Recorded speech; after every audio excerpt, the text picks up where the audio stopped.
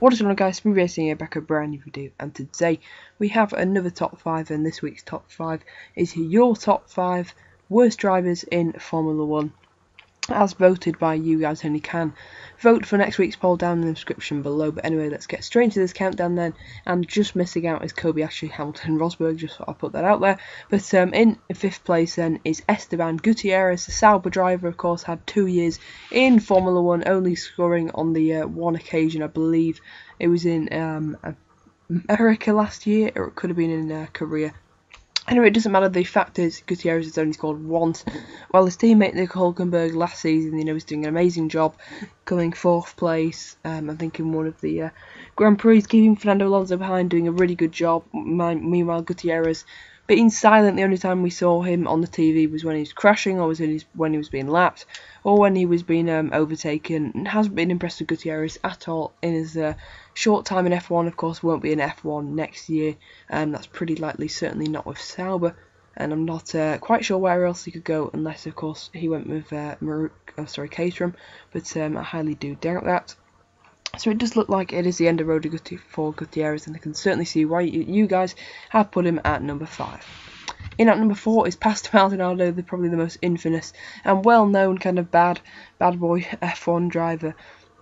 Pastor Maldonado then, he's actually been in Formula 1 since 2011, even though, of course, you guys have ranked him at number 4 on this worst driver countdown.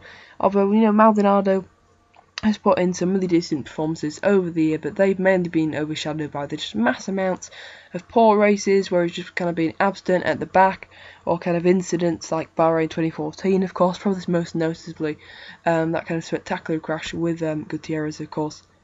And Maldonado has definitely been involved in a few too many incidents, and it's certainly not the best racer. Probably always seems to push it a bit too far. Of course, we've only got to look back at Valencia 2012, of course, where he took off Lewis Hamilton.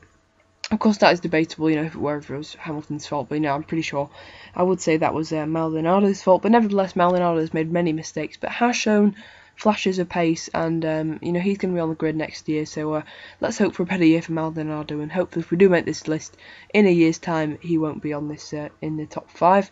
Moving on to number 3 in our countdown, with 16% of the votes, was Adrian Sutil. Of course, my favourite driver. This was quite painful to see you guys voting him in at number 3, but non-surprising the least, because it's been a dreadful season for Sutil, and of course people will always remember the current season for Formula 1 drivers. For example, of course, Vettel, people slating him, people praising Daniel Ricciardo, of course, after having an amazing season, likewise with Jean-Eric Vergne. But of course, Sutil had an awful 2014, but has had some amazing races in the past, showed so much potential in the 2011 season. I do believe he was 9th in the driver's standings, an amazing achievement, but would be widely praised now. But I don't know, probably people just have some sort of dislike or hatred for Sutil. Maybe because he did get involved in quite a few incidents, but 2011 was a perfect season.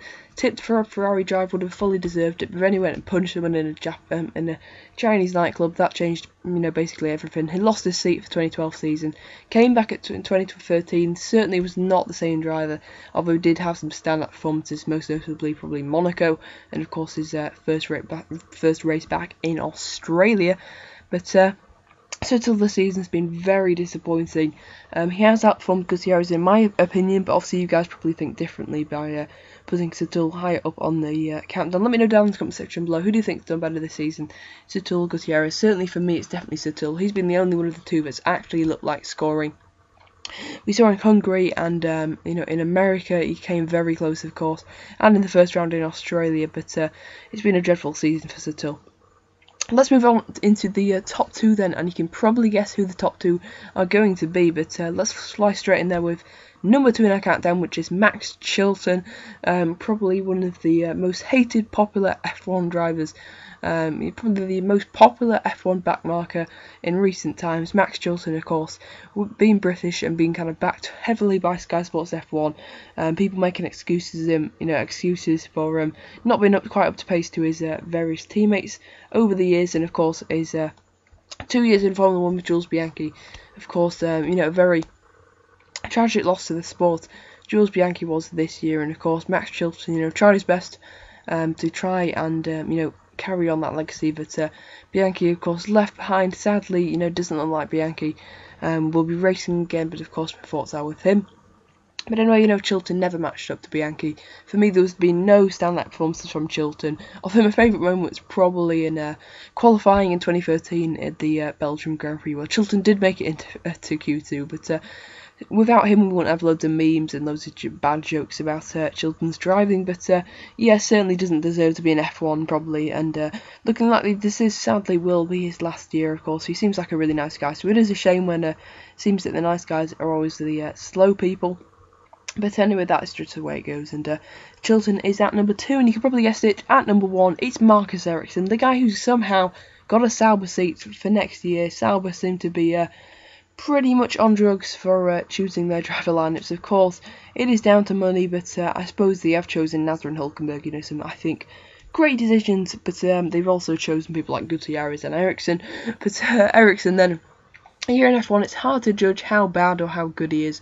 Although from what we're seeing, he's pretty much very bad in the Caterham. Possibly he might improve in the Sauber. Let's hope he can score points.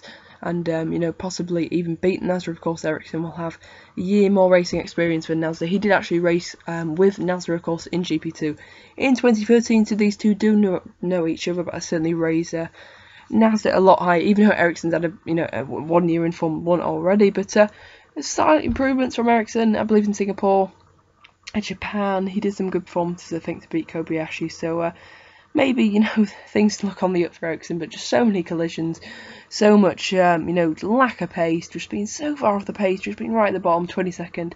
In a lot of qualifying sessions this year. He's kind of made Chilton look kind of good, which is, you know, quite amazing to see. So that's probably why he's at number 1. Anyway, let me know which top 5 did you vote for, or if you didn't get a chance to vote, leave your top 5 down in the comment section below. And because of sure to check the description out for next week's top 5. But anyway, I've been racing, and I'll see you guys next time. Goodbye.